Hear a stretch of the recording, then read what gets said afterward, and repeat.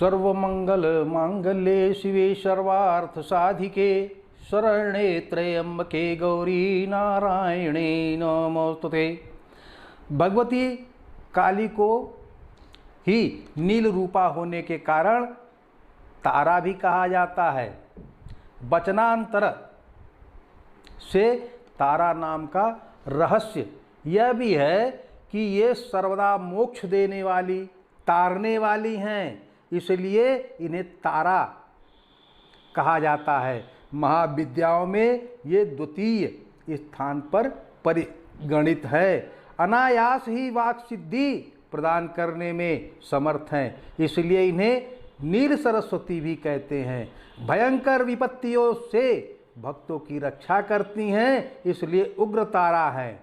बृहन नील तंत्रादि ग्रंथों में भगवती तारा के स्वरूप की विशेष चर्चा है। हयग्रीव का वध करने के लिए इन्हें नील विग्रह प्राप्त हुआ था। ये स्वरूप शिव पर प्रत्यालीढ़ मुद्रा में आरोहण है। भगवती तारा नील वर्ण वाली, नील कमलों के समान 3 नेत्रों वाली तथा हाथों में कैंची, कपाल, कमल और खड़ग धारण करने वाली हैं। ये व्याघ्र चर्म से विभूषिता तथा कंठ में मुंडमाला धारण करने वाली हैं। शत्रुनाश, वाक शक्ति की प्राप्ति तथा भोग मोक्ष की प्राप्ति के लिए तारा अथवा उग्र तारा की साधना की जाती है। रात्रि देवी की स्वरूपा शक्ति तारा महाविद्याओं में अद्भुत प्रभाव वाली और सिद्ध की अधिष्ठात्री देवी कही गई हैं। भगवती तारा के 3 रूप हैं, तारा, एक जटा और नील सरस्वती। तीनों रूपों के रहस्य, कार्यकलाप तथा ध्यान परस्पर भिन्न हैं, किंतु भिन्न होते हुए सबकी शक्ति समान और एक है। भगवती तारा की उपासना मुख्य रूप से तंत्रोक्त पद्धति से होती है, जिसे आगमोक्त पद्धति भी कहते हैं। इनकी उपासना से सामान्य व्यक्ति भी बृहस्पति के समान विद्वान हो जाता है।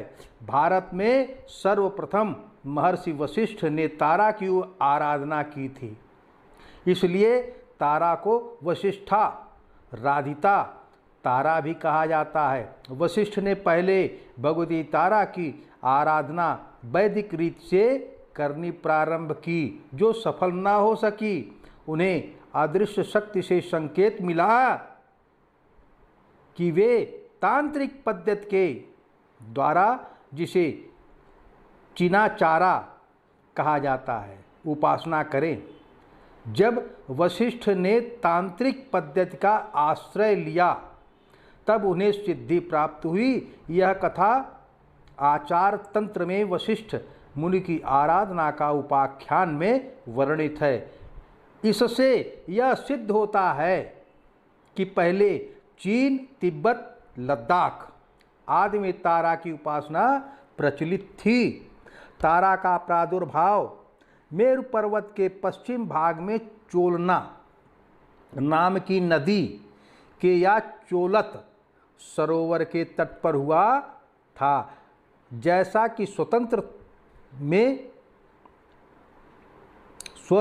तंत्र में वर्णित है।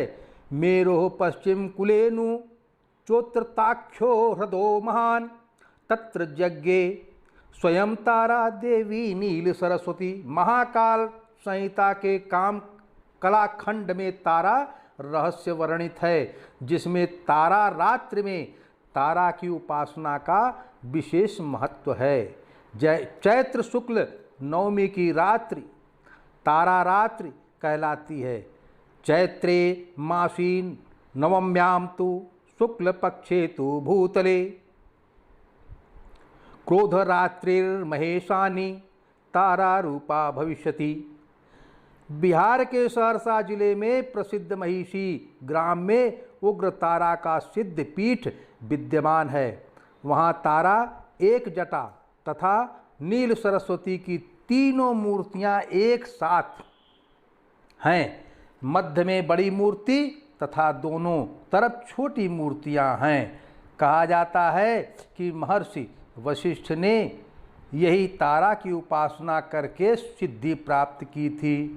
तंत्र शास्त्र के प्रसिद्ध ग्रंथ महाकाल संहिता के गुह्य काली खंड में महाविद्याओं की उपासना का विस्तृत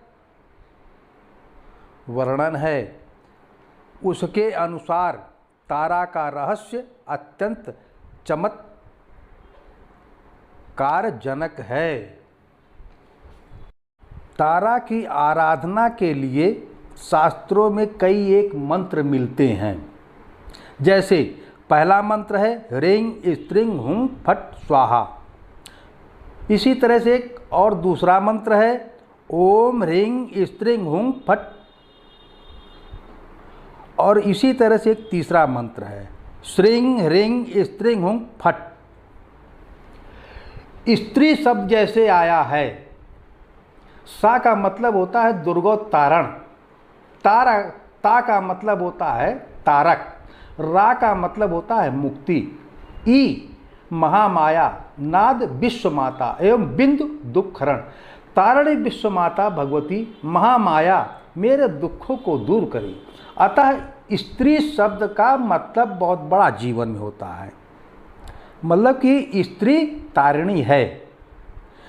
यह 3 प्रकार के मंत्र कहे गए हैं। इसमें चाहे जिस किसी भी मंत्र से उपासना करें किया जा सकता है। तारा देवी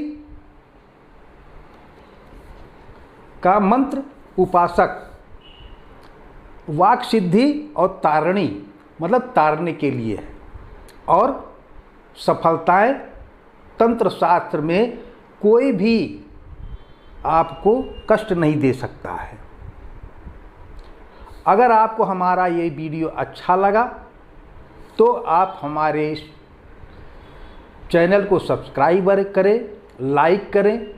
और अगर कोई आपको उपासना कराने की ज़रूरत हो तो आप हमारे नंबर पर संपर्क कर सकते हैं। धन्यवाद।